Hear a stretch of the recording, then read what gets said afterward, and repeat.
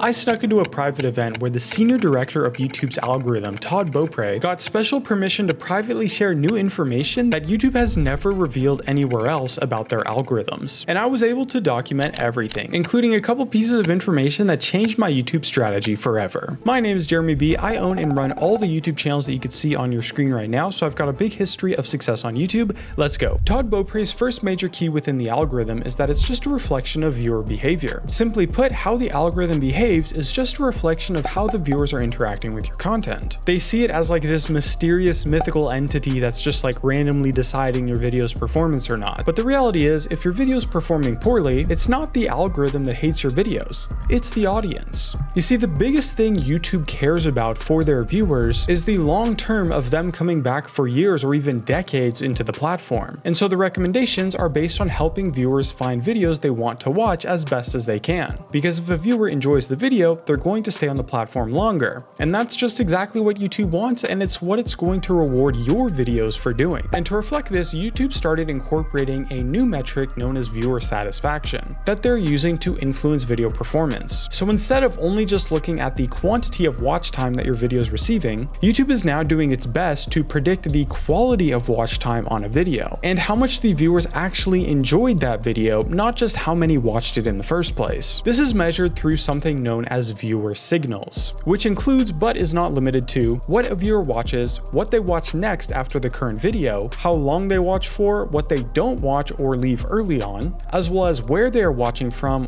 when they are watching, and of course the common metrics like likes, dislikes, shares, comments, and the not interested feedback, as well as the pre and post watch surveys that are popping up in feeds now. And YouTube is constantly adding new viewer signals as they continue to further expand their algorithms to be able to accurately judge how much a viewer enjoyed a video compared to others. Now, for a creator like yourself to take advantage of this in the best way possible, Todd Beaupre mentioned that the most effective thing to ask your viewers for is not for likes, not even for subs or for comments, but instead to push your viewers to watch more of your content after the current video is finished. And he said this is the statistically most relevant thing that determines how much a viewer is going to watch you in the long-term future. And most importantly, how many of your viewers watched an additional video of yours after the current one is finished is the most powerful viewer signal that YouTube is using to determine the quality of your watch time. Todd Beaupre also explicitly mentioned during the presentation at this point that he actually had to get special approval from the higher-ups at YouTube to share all of this information, and that a lot of what he's going to get into next hasn't been discussed properly before. So make sure you pay attention because this info is only just now being released by YouTube. And he then gets into all of the things that YouTube uses to influence recommendations and how many views a YouTube video gets. And they separate this into three categories: personalization, performance, and then the wild card of external factors. First, we have personalization. What you have to understand is that the way the system works is by finding videos for viewers. They don't find viewers for videos.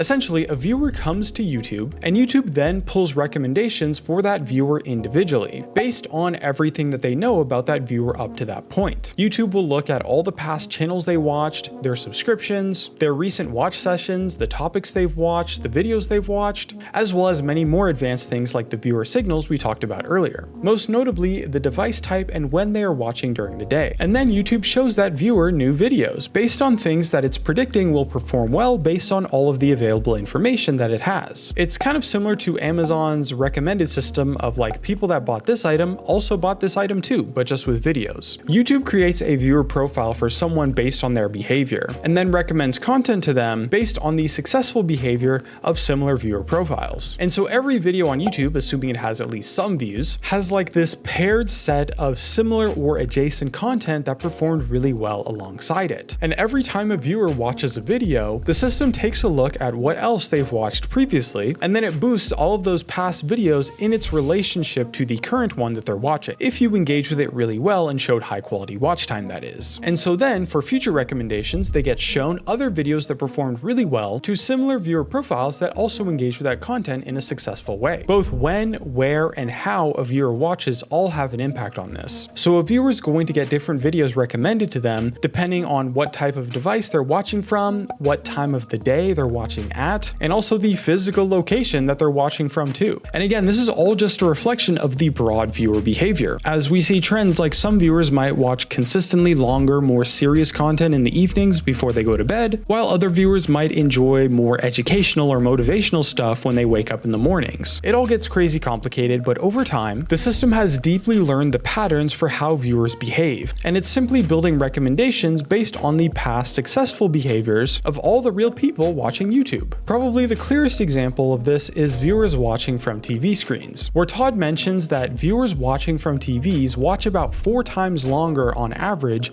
compared to viewers watching from a mobile phone. And especially since TV viewership captures more than 45% of all views on YouTube now, we're seeing a lot more longer videos and these big epic creations find success. And it's not because the algorithm just magically decided that this was going to happen, but because it's just following the behaviors of what viewers are now watching and what they want to see more of. And quite literally all of the context of a viewer in the moment that they are watching a video is being considered. And it's all powered entirely based on the behaviors from the audience and the data they get from them. Now, the next major factor for the algorithm is the performance data. There's a simple math equation for this data that overall determines how many views a video is going to get. And that formula is appeal times engagement times viewer satisfaction equals the overall video performance. And let's go through each of these in depth with Todd Beaupré's advice so that you can properly optimize them for your channel. Firstly, we have appeal, which is all about how many people chose to watch your video, which we can also identify as the analytic in YouTube Studio known as the click-through rate. But it also includes some very minor factors like the not interested feedback or viewer surveys. Now, the click-through rate just means the percentage of viewers that actually clicked to watch your video after getting it shown to them in their feed. And this is heavily influenced by factors such as your title and thumbnail, but also the video idea and topic that you're covering, as well as the video length, and notably how much your viewers enjoyed your previous videos that they watched will impact how much they click on your future videos too. Now, the next one, engagement, is all about how long a viewer engaged with your video after they made the decision to click on it. And this is seen in the data metrics such as watch time, average view duration, and average percentage viewed, where average percentage viewed matters a lot more for shorter videos, like say your videos maybe 4 to 6 minutes or shorter, and average view duration, so the actual minutes that were watched on your video, is weighed a lot more on longer videos, especially for videos like 10, 12, 15 minutes or longer. And to increase your average view duration or average percentage viewed, it honestly just really comes down to making better content, but video ideas and the story has shown to have a very large impact on this too. Plus, it's worth noting that your watch time will generally increase as you grow a bigger audience and people become more invested in your content overall. And Todd gets deeper into this, talking more about the things that you can do as a creator based on the data that you receive from the platform. And it starts with this graph right here, which is just a representation of what a good video retention rate to get for successful videos is based on your video's length. So in this graph here, the green line here shows the top 10% of videos on YouTube,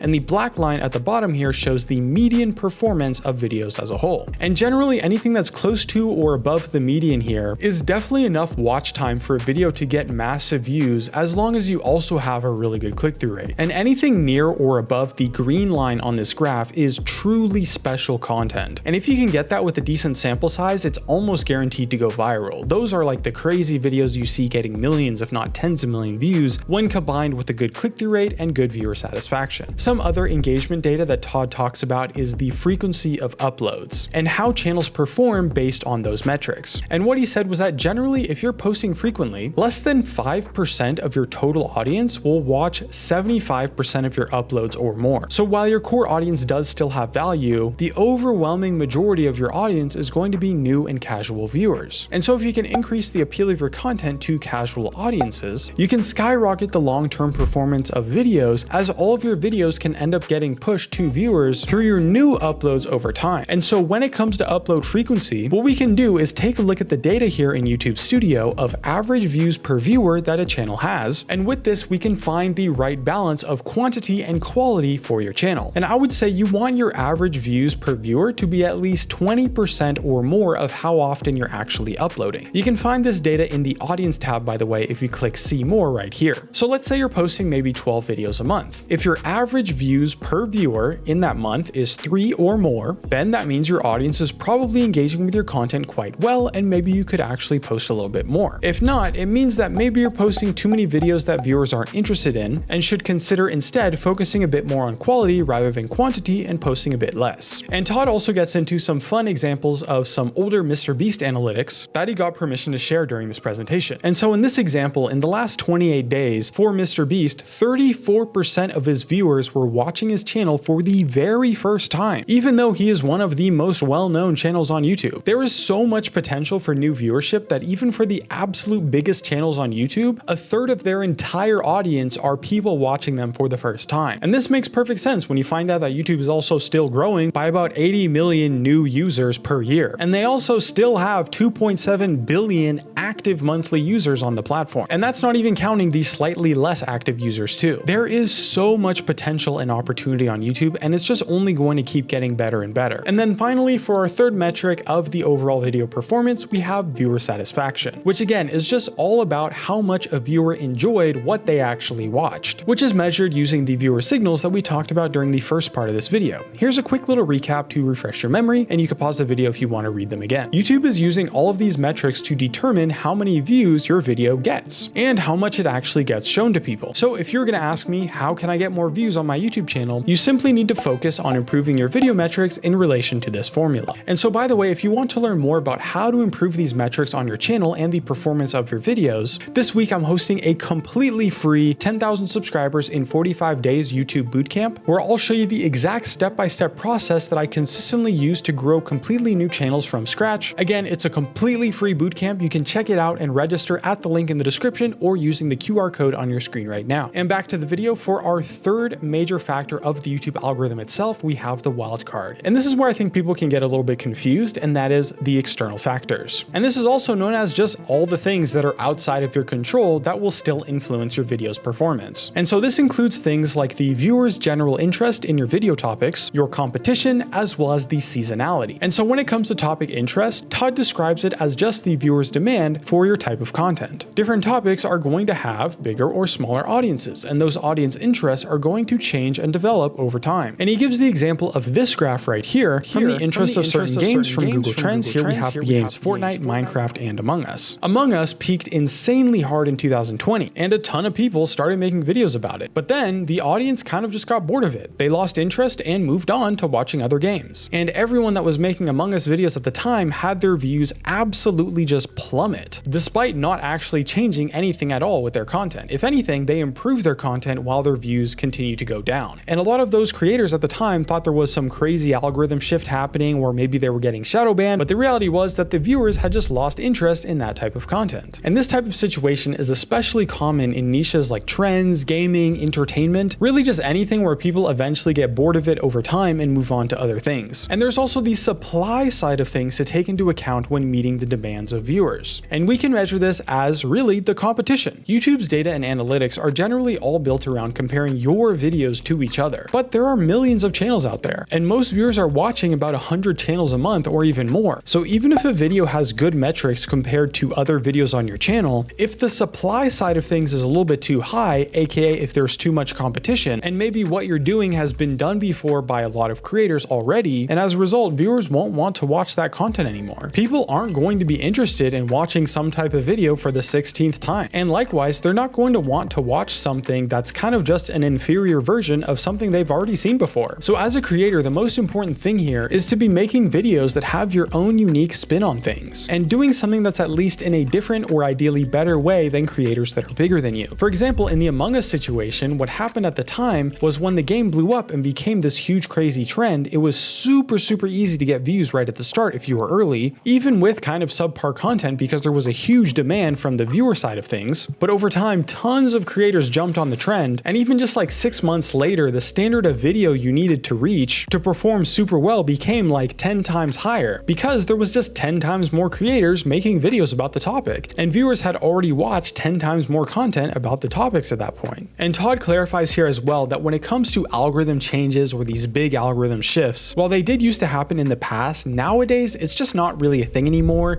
The algorithms only change in ways that are extremely tiny, and if a video didn't perform how you expected it to, it's basically impossible that it's due to algorithm changes, and instead it's just infinitely more likely that it's because of some external factors changing in some way. day that you maybe didn't realize at first. Seasonality is also a really huge thing too, and what it means by seasonality is just like the state and time of the overall world and environment of the viewers as a whole. The biggest example of this is of course COVID, which had a huge impact on things and skyrocketed both the demand from viewers as well as the supply side from creators. But there's also some consistent yearly schedules that happen here too. In the summertime, YouTube viewers are pretty consistent, but during when the school year starts in August, YouTube views start to just tank during the week, but then peak on weekends. And even though this schedule is based on the school year, interestingly enough, these viewer behaviors tend to also affect parents and even just most adults without kids too. And so if you're someone who's maybe uploading videos every single Tuesday, you're probably going to see your views go down in August and September, whereas they might rise a little bit during the summer. But while the seasonality does affect viewership,